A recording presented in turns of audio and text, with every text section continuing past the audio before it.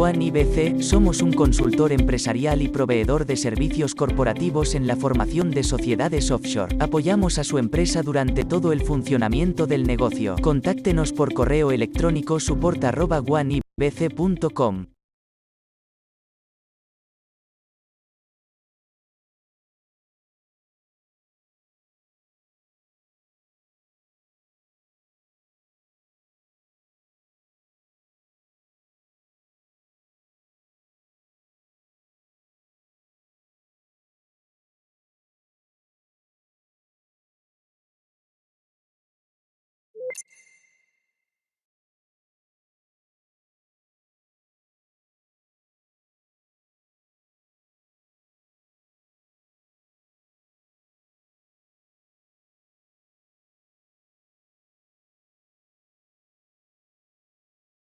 Did you accidentally delete something that you really need or format the wrong hard drive? Well, not all hope is lost, because today I'm going to show you how to recover it for free. Stay tuned. We've all been there before. Accidentally deleted the wrong file and didn't realize until after the recycle bin emptied, or thought we were formatting a thumb drive and turned out that was actually our data drive. Stupid mistakes like this happen all the time, but it doesn't have to be permanent. It is possible to recover deleted files and even possible to recover deleted data from a formatted drive. Today, I'm going to show you how, and even better, it won't cost you a single dime. But first, we got to pay some bills, so check out today's sponsor.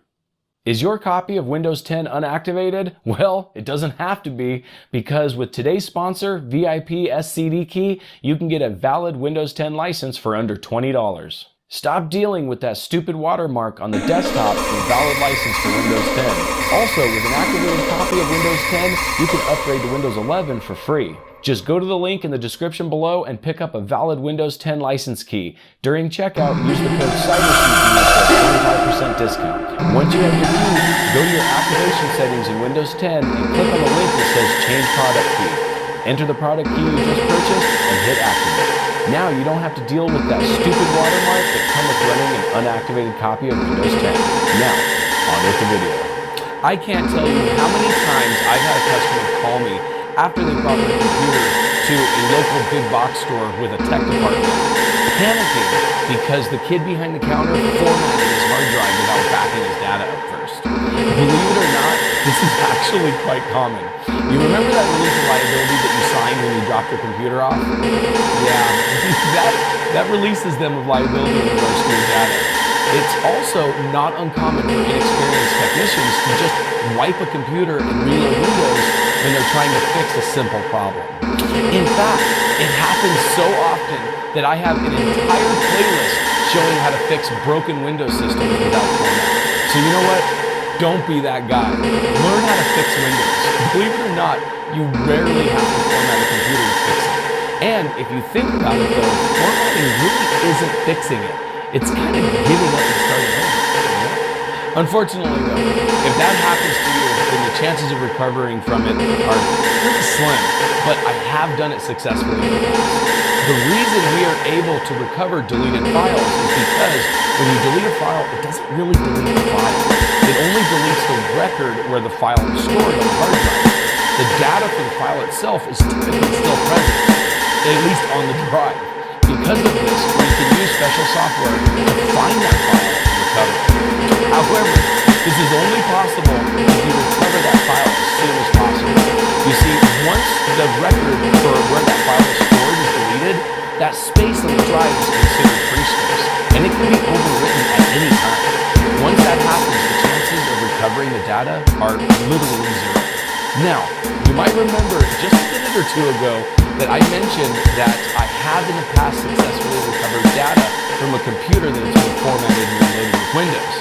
You might be wondering how that's possible, considering Windows being reloaded would have overwritten the data on the drive. Well, you see, that's exactly why I said the chances of recovering data are pretty slim, but not impossible. You see, when Windows is reloaded, it doesn't take the entire drive. There's still a chance that your data could still be residing on the free space that's left on that drive. At least some of your data, that is. For this reason, it's at least worth trying to recover your data back with this method, if that's happening. Now, for our purposes, we need a drive that has some data on it. So what I'm going to do is use this 32 gig micro SD card with a bunch of Windows backgrounds on it.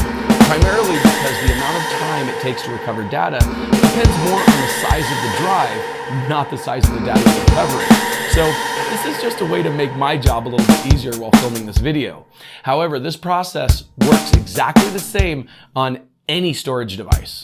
So let's jump on the computer here and I'll show you how to do it. Okay, so we're here in Windows 11, but this will work in any version of Windows. I'm just using Windows 11 because this just happens to be the version of Windows that I had on the system for this video. So I'm going to go ahead and plug my SSD card in. And as you can see, this SSD card is full of just a bunch of random Windows backgrounds. And as you can see, there's 40 items in total inside of this folder right here. So what we're going to do is I'm going to show you two methods to recover files. The first one is going to be just simply deleted files. And then the second one is going to be in a situation where you accidentally format a drive. So the first thing that we're going to need to do is get our software real quick. So I'm going to go ahead and minimize this, and I'm going to open up Chrome here, and I'm going to show you some of the options we have. Now the program that we're going to be using is Rakuva, and if I pronounce that wrong, then I'm sorry, but it looks like Rakuva to me. If I did pronounce it wrong though, however, tell me in the comments below how to pronounce it right. So this is a free program that you can get from CC Cleaner, and they do have a professional version, but honestly for our use, we really don't need the professional version. The free version works just fine. And if you want, you can scroll all the way down to the bottom here and you can download it right here. However, I don't recommend downloading the version of Rakuva from CC Cleaner, and there's a really good reason why. Whenever you're recovering data from a hard drive, you don't want to write anything to that hard drive, because any writing to the drive could write over the data that you're trying to recover. What I recommend downloading is this version of Rakuva from portableapps.com. And this one here will actually allow you to set up Rakuva as a portable application, so you don't have to write anything to the hard drive. This is the one we're going to be using. So I'm going to go ahead and click here to download now, and then it should download in a couple of seconds. So we're going to go ahead and let that download. And then there's a third option that I recommend using as well, and that's just simply downloading Hiren's Boot CD. Now, Hiren's Boot CD is a Windows PE install that has tons of different diagnostic and repair software on it. It's a really good distro that you can use and keep around for situations just like this. And as you can see, it comes with Rakuva on the CD. So to download this one, you just scroll all the way down to the bottom and you click right here to download the ISO. Now, I have to reiterate this real quick. Do not install Rakuva on a drive that you're trying to recover data from, because there's a really good chance that simply installing that program will write over the data that you're trying to recover. So I highly recommend at least using the portable version, and go ahead and download that from a completely different system, copy it to a USB thumb drive or an external drive, whatever you plan to recover the data to, because you also don't want to recover data to a drive you're trying to recover data from, if that makes any sense. And it's for the same reason. You don't want to write to that drive until you get all your data recovered off of it. But optimally, Hiren's Boot CD is the perfect way to do this, because you can download the ISO, burn it to a CD, or use a program like Rufus to make a USB out of it, and then go ahead and use that to recover data from. But still, do all of that from a different computer, not the computer you're trying to recover data from. So let's get back to it. Okay, so we can go ahead and go to our download folder right here. And download, there's where our download is stored for Rakuva. Now, I'm breaking my own rules right now by downloading this to the system I'm recovering data from, but that's okay, because I'm going to be recovering data from an SD card. So if that's the case, you just don't want to install anything to a drive that you're currently trying to recover data from. So in order to use the portable version, just go ahead and click on it, and it goes through a regular setup process. However, it's not really setting it up. It's actually just creating a portable copy of the program. So once it's done, go ahead and hit finish, and you should be left with a folder right here. When you open this folder, it'll have all of the necessary data in it to be able to run the app. So that now that we've done that, we'll go ahead and minimize this, and we've got to give ourselves a problem to recover data from. So the first one I'm going to show you is what happens if we simply delete files that are on a storage device. So on this case, I'm going to go ahead and highlight all of these pictures right here. So we've got 40 items selected, and say we just hit the delete button and hit yes, and we delete all the files from the drive. So as you can see, this is an SD card. So because it's an SD card, there's nothing in the recycle bin. So I'm gonna go ahead and empty the recycle bin anyway, just to show you it's completely empty. So from this point now, in order to recover this, what we're gonna need to do is we're gonna need to go back to our program right here. And gonna go ahead and run it right here. You run the RCV portable right here to run the program. And then from here, it should give us Recuva. Now what I would do is I would go ahead and cancel this wizard. We don't need the wizard. Go ahead and just get to the program itself. So the way that we want to do this is we want to first click on the drive that we want to recover from. So in this case, by default, it's set to drive C. We don't want that. We want D, which is our SSD card. And then from there, don't push scan yet. We want to go into options. And then there's one option that I highly recommend checking. Go ahead and go into actions and hit restore file structure. And this is if you're restoring a lot of different files and folders, you don't want them all thrown into the same directory. So by restoring the file structure, it should put these files into the folders that they would have originally been in. So go ahead and hit OK. And then at that point, we go ahead and push the scan button, and it'll go ahead and scan the drive. And as you can see, it really didn't take that long. We went ahead and scanned it, and it gave us a bunch of files that it found. So we're going to go ahead and check here to select all of them. We're going to push the recover button. And then from there, we want to make sure to recover these files to a drive that isn't the one we're recovering files from. That's really, really important. So in my case, I'm going to go to my desktop. But if you're recovering documents from your C drive, then make sure to restore these documents to another drive completely, either a spare data drive or to a completely different drive, like a USB drive or something like that. So I'm going to click on desktop, create new folder, hit OK, and then it'll go ahead and recover the files. And from that point, we can hit OK, and we can go ahead and close the program. So now if we go into this folder, as you can see, there's our 40 items right there, all recovered, and looks like they're all perfectly good. We'll go ahead and open a couple of them here just to make sure. And there you go. Looks like it worked just fine. All right, so now what we're going to do is we're going to take all of these files and we want to copy them back to our SSD card, our SD card. So I'm going to go ahead and do that right now. We're going to drag these, drag it back onto the SD card, and it's going to take a minute to write. And there we go. All right, so now that we have them back on the SD card, I want to go to this PC and I want to eject the card. And the reason why I'm ejecting the card, I'm going to go ahead and unplug it and plug it back in. And the reason why I ejected the card first was because I wanted to make sure that any caching was done prior to what we're going to do next. Because what we're going to do next is going to damage this card pretty considerably.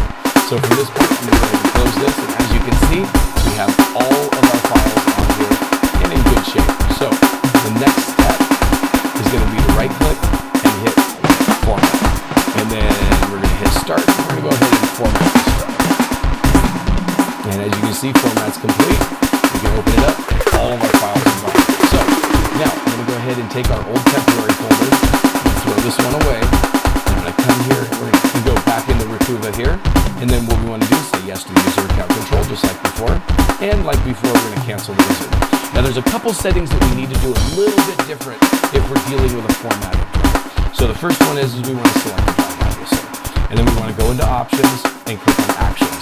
Now what you want to do is this very last setting right here where it says scan for non-deleted files. You want to go ahead and check that. And also it's a good idea to check for deep scan also. And by doing a deep scan, it's going to be able to find a lot more files than it would normally. So I would recommend this in cases of formatting. So once we have both those checked, we're going to hit OK. And just like before, we're going to hit the scan button. Okay, so it's going to take a minute for us to recover these files. We're just going to have to wait it out for it to do the deep scan. And that's to be expected. And that's the reason why I picked an SD card for this video instead of a regular hard drive. Because as you can see, we have about 5 minutes left to wait before this recovery is done. If I picked a 1 terabyte hard drive, it could have been about 2 hours. And it would have taken me all day to film this video. And I wanted to get it done quicker, so we did an SD card instead. So I'm going to go ahead and speed up time, and I'll meet you back in Windows once the recovery's done. Okay, so the recovery, it's found a bunch of files here. So if we scroll down here, as you can see, we have, looks like 41 files that found on the drive. So we're going to go ahead and check all of these right here. And we're going to, just like before, we're going to hit the recover button. And I have to reiterate this again, you do not want to recover these to any drive that you're currently trying to recover data from. That is extremely important. I can't say it enough. Do not recover these files to the original location. Go ahead and copy them to a completely different storage device. So I'm going to click on desktop, create a new folder, and then from there hit OK, and it's going to go ahead and recover the files. And then from that point, we can go ahead and close the program, and we can open up this new folder. And as you can see, we've got a couple different folders in here. We have, it looks like it recovered some documents from the system volume information, which is WP settings that, and that we really don't care about. This is the one we're interested in. So it says unknown folder because obviously it came from a formatted drive, so it had no idea what the original folder was. So if we open this up, as you can see, we do have all of our documents, but there is some slight problems here. As you'll notice, all of the naming is completely wrong. These are not what the original names were.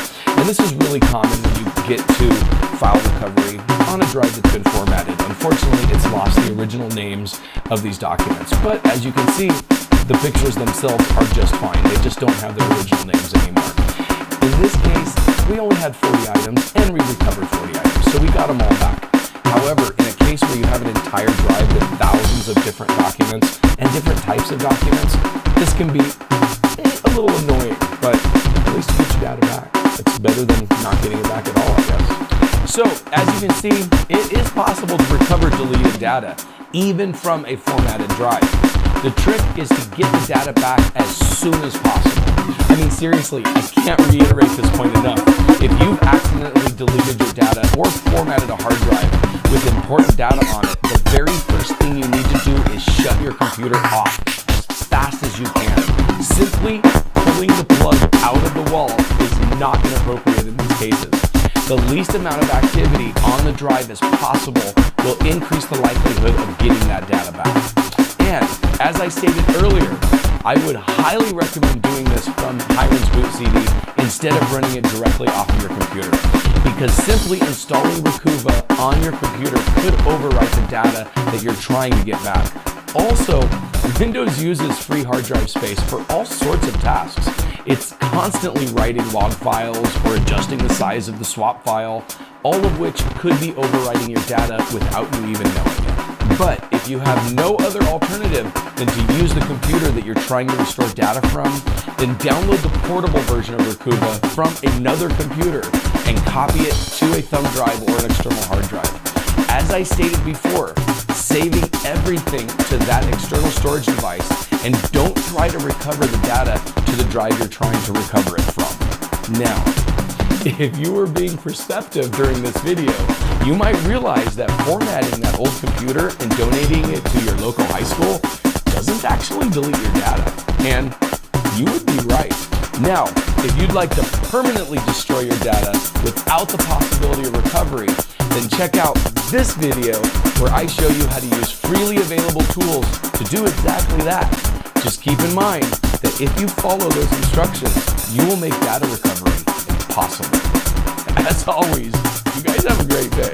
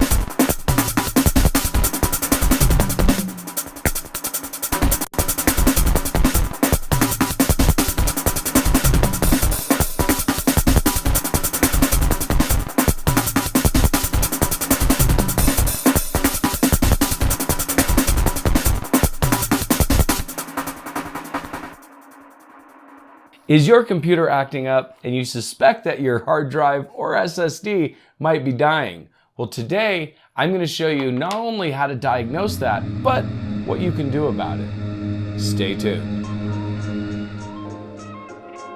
You know, there's nothing worse than having a hard drive fail on you, just for you to realize that you haven't backed up in a while. I've had this happen to me before, and because of it, I go to great lengths today to back up my data. In fact, my current backup procedure came as a result of about 10 years ago, on my birthday in fact. The data drive on my media center PC just flat out failed on me. That computer had thousands of movies and hundreds of hours of recorded TV that was just gone. But that wasn't the worst of it. It also had all of my pictures up to that point. Nothing was backed up, and the drive was completely dead. It's because of that incident that I now back up all of my systems to a file server on my network, and that file server is backed up to the cloud. So, no matter what happens, the risk of losing data is pretty unlikely. If everyone had a strict backup procedure in place, then it wouldn't really matter if your hard drive is dying or not. Unfortunately, not everyone does. In fact, very few people have a proper backup. For this reason, it might be a good idea to keep an eye on your storage device and make sure they're healthy. And that's what we're looking at today. But first, we gotta pay some bills. So check out today's sponsor. Is your copy of Windows 10 unactivated? Well, it doesn't have to be, because with today's sponsor, VIP SCD Key, you can get a valid Windows 10 license for under $20. Stop dealing with that stupid watermark on the desktop with a valid license for Windows 10. Also, with an activated copy of Windows 10, you can upgrade to Windows 11 for free. Just go to the link in the description below and pick up a valid Windows 10 license key. During checkout, use the code CYBERCPU for a 25% discount. Once you have your key, go to your activation settings in Windows 10 and click on the link that says Change Product Key. Enter the product key you just purchased and hit Activate. Now you don't have to deal with that stupid watermark that comes with running an unactivated copy of Windows 10. Now, on with the video. So here's the thing. You're very rarely going to get a pop-up when you boot up telling you that your hard drive is failing. But ironically, there is a system in place that could make this happen, but unfortunately, most computer manufacturers disable this from the factory. Yes, your BIOS does have the ability to check your hard drive is failing, but in most cases, I've noticed that it's turned off in the BIOS. This system is called SMART. It's an acronym that stands for Self-Monitoring Analysis and Reporting Technology. This is essentially like a check engine light for your hard drive. In my opinion, and this is going to be a little conspiratorial here, the reason why I believe that manufacturers turn this off in the BIOS is because a failing hard drive still normally works. I mean, you might have degraded performance, and you might even have some data corruption, but for the most part, it'll boot into Windows, and the system will act somewhat normally. And here's where the conspiratorial part comes in. Because the hard drive will, in many cases, act normally, manufacturers will push you having problems into the future after, the warranty expires. So if you start getting warnings that your hard drive is failing before your warranty runs out, then the manufacturer has to give you a new hard drive. They don't want to do this. So turning the smart warnings off in the BIOS, they're kind of buying themselves a little bit of time before your hard drive fails completely. I mean, this is great for the manufacturer because they don't have to pay for a new hard drive for your system. But unfortunately, since you had no warnings that your drive was going to fail, you lost all your data. So the first thing I would do when you buy a new computer is go into the BIOS and turn on smart monitoring. However, even if the smart monitoring in the BIOS is turned off, there are still signs a computer can give you that the storage device is failing. Some of the most obvious ones are, random crashes or even blue screens. I'm not saying that every time your computer crashes or gets a blue screen that it means your hard drive is failing, but it's a good clue that that might be a problem. Also, if you're seeing a lot of corrupted files on your hard drive, that's a dead giveaway that there's a storage device that's failing. Files don't normally go corrupt for no reason. Also, if you're getting slower performance than usual, it can be a sign that your storage device is failing. If you've listened to me in previous videos, you won't be running a mechanical hard drive as your primary drive. However, it's still important to know how to check the health of a mechanical drive because they still make pretty decent data drives. So I'm going to show you how to check the health of a mechanical drive as well as an SSD. Let's start with the SSD because more than likely that's the kind of drive that you're currently using in your system. Now, when it comes to SSDs, they're a little harder to diagnose a failing drive. And this is because there's really no way to determine if a capacitor is about to blow or a controller is about to fail. Unfortunately, when it comes to semiconductors, sometimes they just fail without warning. So if your SSD is failing to detect, then unfortunately, you're past the point of detecting if the drive is about to fail because the drive has failed. Hopefully, you have a good backup. However, if your SSD is still being detected and you just want to check its health, then there's a few things that you can do. Let's go ahead and jump on the computer real quick, and I'll show you how to do it. Okay, so the first thing that you're going to need is a program that'll give you all of your hard drive health statistics. And the program that we're going to be using for that is a program called Crystal Disk Info. So let's go ahead and open Chrome up real quick, and I'll show you how to download it. I'll go ahead and leave a link in the description below for this program. It's a really good program. This is essentially the industry standard when it comes to checking smart capabilities on your drive. So go ahead and go to the website, scroll down. We're going to pick the standard edition here, so go ahead and click on download. And then from download, there's a couple different ways you can download this. You can either download the zip file, which is essentially just a portable program, or you can download the installer and it will allow you to install the program on your system. I'm just going to get the portable installer right here, and that's the one I typically recommend using. I keep this on my thumb drive, and it's usually a really good way to be able to use it to be able to test other computers as well. So that's the one that I use. So I'm going to go ahead and extract this real quick. And then once we get it extracted, it's just going to take a second to minimize some of these folders while we're waiting for it to happen. And there we go. All right, so with Crystal Disk Info, we're going to go ahead and run the 64-bit version. That's the same one you should be using. Honestly, you shouldn't be using a 32-bit version of Windows anymore, so Disk Info 64 is probably the one that you're going to want to use. Go ahead and say yes to the user account control. And here we go. Now, this is the SSD that's currently installed in my system here. And as you can see right here, for the health status, it says 84%. And the reason why it's at 84% is because SSD's health is pretty much determined by how many writes they've had. And on this one here, you can see the total host writes is 74,455. Now, that is a lot. And keep in mind that the hard drive that I'm currently using in this system was used when I put it in here in the first place. And it essentially has an operating system loaded on it almost every week. But it's still at 84%, so it's doing pretty good. Now you can go down here, and if you want, you can look at each attribute individually here, and if you know what you're looking at, then this is a way that you can use to be able to identify problems that your SSD is having. However, if you can't read a lot of these raw values, then it's real difficult to be able to get any real information for SSDs, that is, when it comes to the raw values specifically. However, you can look at the health status to see what percentage you're at, and you can see how many writes that your SSD has had. Now, one thing that really doesn't matter as much on SSDs is the power on hours, because with an SSD, as long as you're not writing all the time, the power on hours aren't quite as important. However, as you can see, this SSD has been running for 2 years and 351 days. So it's just about to cross its 3-year mark. So this one definitely has some life on it. It's been used a lot. So a lot of people are going to tell you that when it comes to SSDs, you want to be really, really careful not to write to them that often. And to be honest with you, I think that's kind of BS. And here's the reason why. As you can see from my SSD, I'm at 84%.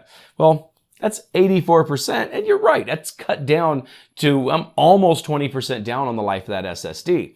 But keep in mind, I have these two SSDs right here. One of them has Windows 11 on it, and the other one has Windows 10 on it. These are essentially just ways that I store Windows 10 and 11 for my test system right here. So about every week, I will image a brand new copy of either Windows 11 or Windows 10 based on what operating system I need for the video. Now, I do this on a weekly basis, so this drive gets written to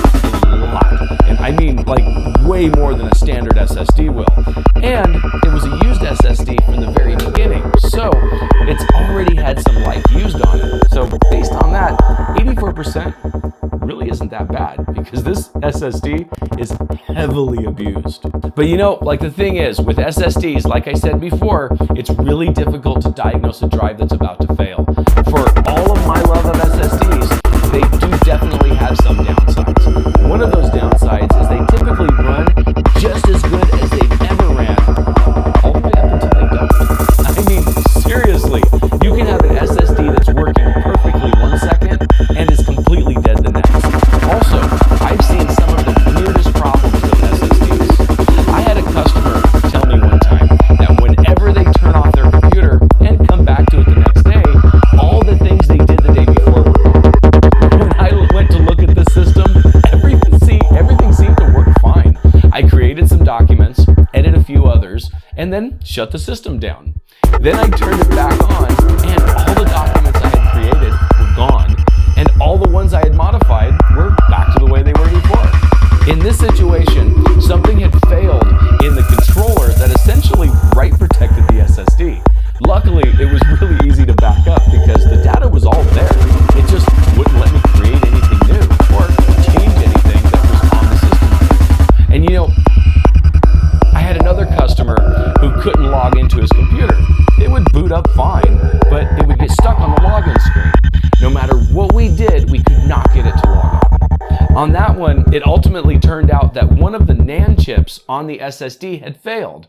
Luckily, all the Windows system files that were on the other chip were working just fine. But his data was on the NAND chip that failed, and that one wasn't. Unfortunately, I couldn't recover any of the data on that one. So when it comes to SSDs, keeping your system backed up is extremely important because they can have some really weird failures.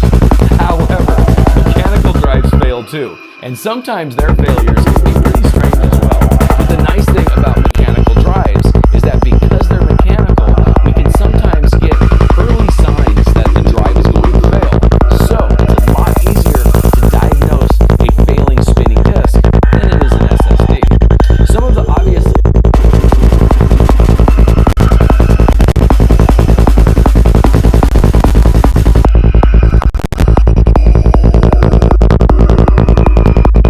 signs you want to look for are your drive making unusual sounds. But it's not uncommon for a mechanical drive to make noise because, well, it's a mechanical drive. But ultimately, you know your own system and the sounds that it makes. And if you hear any strange clicks or grinding coming from the system, then it might be a sign that the mechanical drive is on its way out. However, if your drive isn't making any strange noises,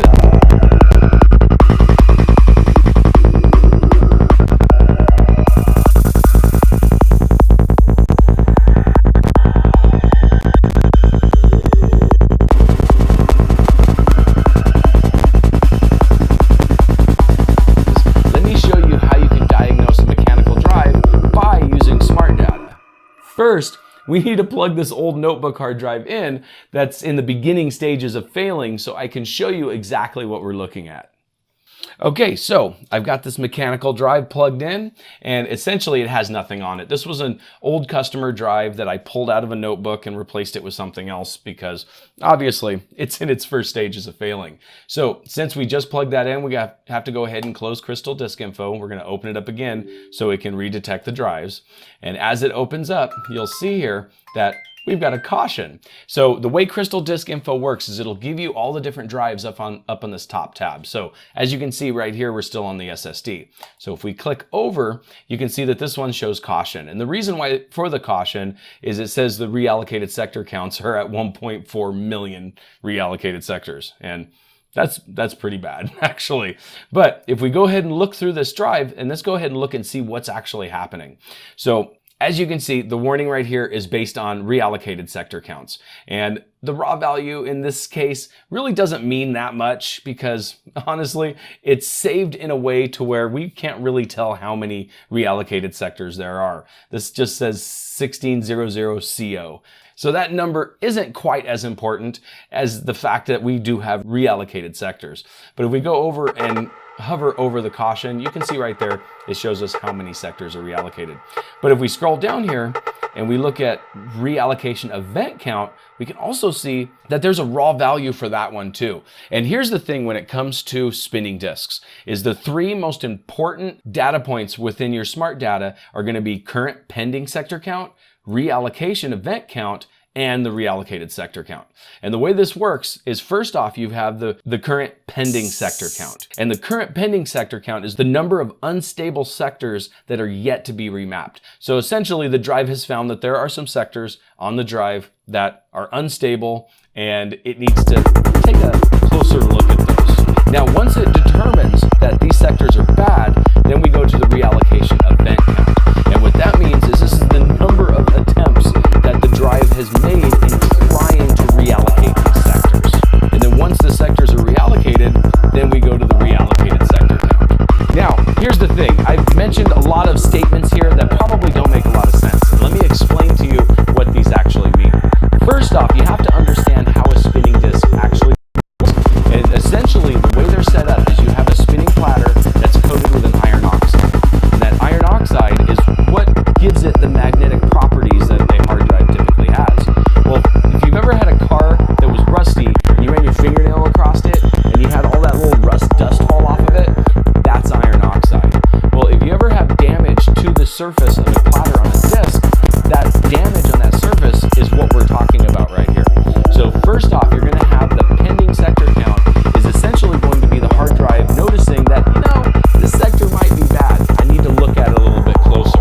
And then once it determines that it's bad, then it goes to the reallocated event count, which is essentially the hard drive trying to save whatever data is on that sector, if it's savable, so that it can reallocate it to an area of the hard drive that's set aside just for reallocated sectors. And then once it does get reallocated, then the hard drive essentially is a change of address. So like for instance, if you have a neighborhood that has 5 houses and one house burns down, you don't just change the addresses to all the houses. You actually have a change of address for that house.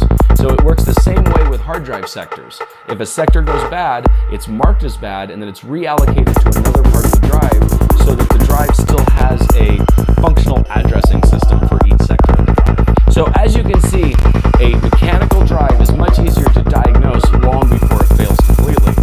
That is, of course, if it's failing because of a surface issue. I mean, a mechanical drive can still fail for electric issues. I mean, you can burn out a controller just as easy on a mechanical drive as you can on an SSD. So if something like that happens, then, well, you can have a failure immediately. So, let's say you have a failing drive in your system. What do you do about it? Well, this all depends on how far its failure has gotten. If you're simply showing a caution, then you have a little bit of time. However, don't take advantage of that time, because I've had drives in my own systems that were flagged with caution that only lasted a couple of days. And I've had others that have lasted years. So if your drive is currently in a caution, then I would immediately clone it to a new drive. Chances are you'll get a pretty good clone of it, and your system should run fine with the new drive. And keep in mind, if the drive you're replacing is a mechanical drive, then this is a great opportunity to upgrade to an SSD. Whatever you do, don't replace a spinning disk with another spinning disk. Now, alternatively, if your drive isn't showing caution, but it's showing bad in crystal disk info, then I highly recommend against trying to clone it. Once the drive has gotten to this state, unfortunately, its health has degraded to the point to where stress is put on the drive. Trying to clone it could make it simply fail completely. So, the first thing that I would do is boot your system from either a live Linux distro or a USB like Karen's boot CD, and then back your data up. I would highly recommend starting with the most important data first, and then moving to less important data until you get a complete backup. Then, if the drive is functional after you back it up, then you can give it a shot cloning it. But unfortunately though, I haven't had much success in cloning a drive once it hits that stage. But it's at least worth a try, so you don't have to reload Windows. Again though, I highly recommend if you're replacing your hard drive, replace it with an SSD. Now, at this point in the video, I need to reiterate the point that I made at the beginning of the video. Having a hard drive fail sucks. It's about the worst feeling of using a computer today. Having all your hard work, your precious memories of your life and family and photographs just gone forever.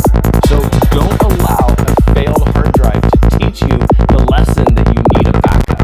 Just start backing up your data now. So let's jump back on the computer real quick, and I'm going to show you how easy it is to set up and unattended. Okay, so we're just going to use this bad hard drive here, but don't use a bad hard drive on your own system. So for us right now, we're going to use this volume right here. This is the spinning disk that I was using as an example. Windows 10 and Windows 11 are a little bit different, but let me show you how to do it in Windows 11. Go ahead and click the Start button, search for Control Panel. From Control Panel, in the search up here, you want to search for File History. And then once you find it, go ahead and click on that. And then once File History is open, you want to go ahead and click on Select Drive. And then from there, select the drive that you want to use. And okay. Chances are you're not going to get this error. The reason why I'm getting it is because I went through and did this prior to making this video. So if that happens, just go ahead and hit no. And then it's going to go ahead and set that drive, and it's turned on. And at this point, it should start backing up your personal data. And if we go over, go ahead and open up this drive real quick. And once you see, we'll have a folder here called File History. And in this folder, you'll have a bunch of different subfolders. And in there, you'll have all of your data. As you can see, we'll go ahead and go into downloads. And there's the crystal disk info that we downloaded before. So as you can see, it's not hard setting up a backup. However, I definitely recommend against using a mechanical drive that's on its last legs like I did in this example. However, you could use a mechanical drive as a backup drive, or get yourself a little USB hard drive that you can just plug into the back of your system. Now, you don't have to use file history like I did, but it's convenient and it's free. But you don't have to get crazy as I do by using a file server and cloud backups and things of that nature. For the vast majority of catastrophes, a simple backup drive is all you really need. However, keep in mind that a backup drive is just as susceptible to failing as a hard drive in your computer. So if you're keeping track of the health of your hard drive or SSD, then make sure you keep an eye on your backup drive too. But if you do want to get crazy and build yourself a file server like I have a really old video I did right here where